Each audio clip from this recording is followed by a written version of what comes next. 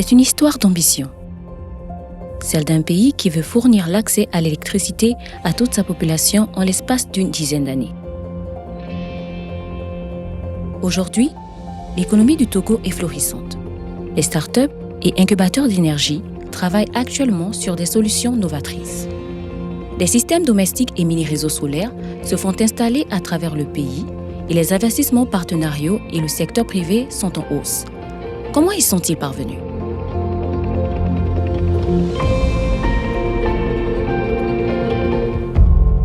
Situé en Afrique de l'Ouest, le Togo est un petit pays de 7,3 millions d'habitants.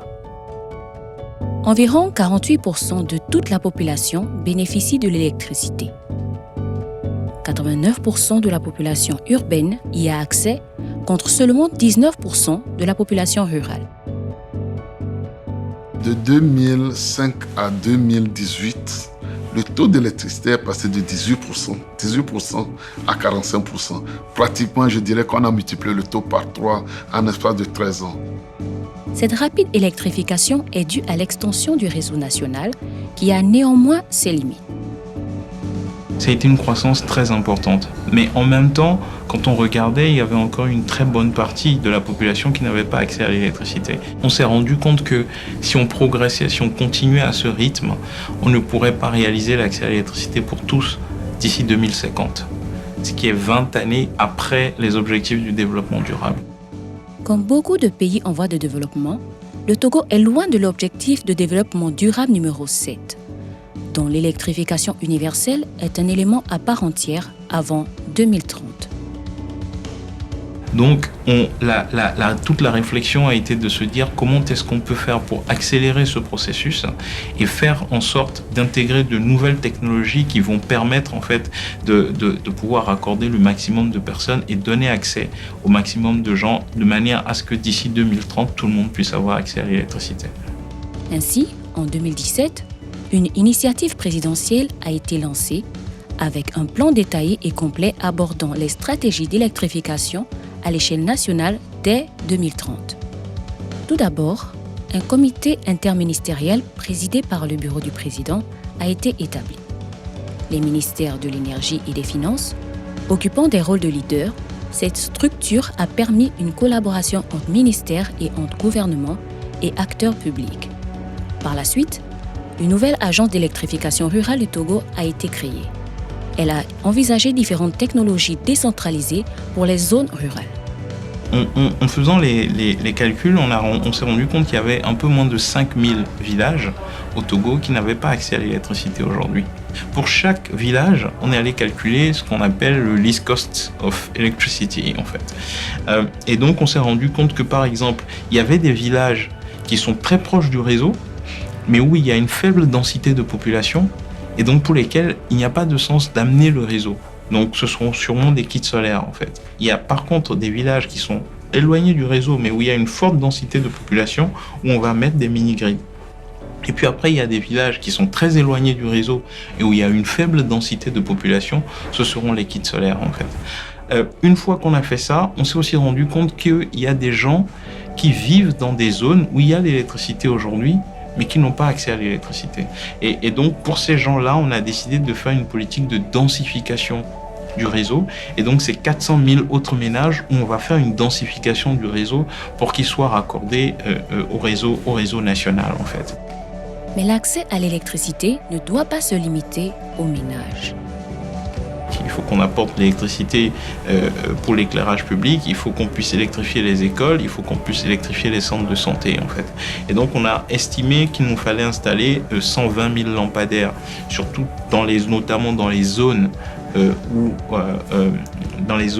qui vont être électrifiées par kit solaire, pour nous assurer que ces zones-là disposeront également de l'électrification, de l'électricité publique en fait. Le secteur public seul ne pourra pas atteindre l'électricité pour tous. Ce qui est nouveau dans ce qu'on a fait au niveau de la stratégie d'électrification, c'est de dire finalement qu'on veut utiliser le secteur privé pour répondre à des besoins sociaux. Bbox, en tant que groupe, est d'abord arrivé au Togo dans le cadre donc, de l'initiative présidentielle CISO, qui vise à électrifier d'ici 2022 300 000 ménages hors réseau conventionnel. Beno Energy est une société qui a comme objectif d'accompagner des entrepreneurs ruraux à développer leur activité en zone rurale en leur apportant des solutions de fourniture d'énergie off-grid et des solutions digitales de gestion de leur activité. Cette approche intégrée à l'électrification vise à tripler le nombre de ménages connectés chaque année grâce à la pensée novatrice abordant les obstacles qui empêchent la progression du secteur privé, notamment le pouvoir d'achat et la logistique. Certains foyers ou ménages ont du mal à faire face aux redevances à payer en termes d'électricité. Donc, le gouvernement a décidé alors d'apporter une subvention à ces ménages. Donc, c'est cette subvention que nous, on a dénommée chèque ciseaux. Le gouvernement, lui aussi, met en place des conditions favorables, notamment des incitations fiscales, des exonérations douanières qui nous permettent aussi de pouvoir offrir des tarifs abordables aux populations rurales. Les démarches de l'État ont généré une nouvelle vague de pensée créative sur l'accès à l'énergie au Togo. Ce dynamisme gagne tous les fronts. Donc, Energy Generation est une organisation panafricaine qui œuvre à encourager les jeunes entrepreneurs innovants dans le secteur de l'énergie. Le gouvernement prend des mesures, le gouvernement voit l'intérêt. Donc, ce que je peux dire là, c'est que ça a permis un engouement déjà au niveau des jeunes entrepreneurs. Ils ont vu, l'énergie, les énergies renouvelables, c'est un secteur preneur. Après la formation, j'aimerais me lancer dans l'entrepreneuriat. J'aimerais faire de l'installation photovoltaïque un métier. Parce qu'aujourd'hui, le gouvernement togolais fait d'énormes efforts dans le domaine de l'électrification. Avec la politique qui est en train d'être mise en place au Togo, il y a possibilité de montrer réellement la voie à d'autres pays africains sur comment il est possible d'avoir une approche pragmatique et à la fois innovante sur comment atteindre l'ensemble de sa population. Le Togo a accompli d'importants progrès pour atteindre l'ODD 7.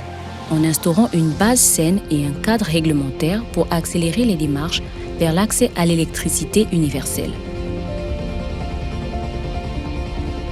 Depuis l'initiative présidentielle, le Togo a outrepassé l'objectif de la première année en dotant 12 000 nouveaux ménages ruraux de l'électricité grâce à des solutions hors réseau, et ce n'est que le début.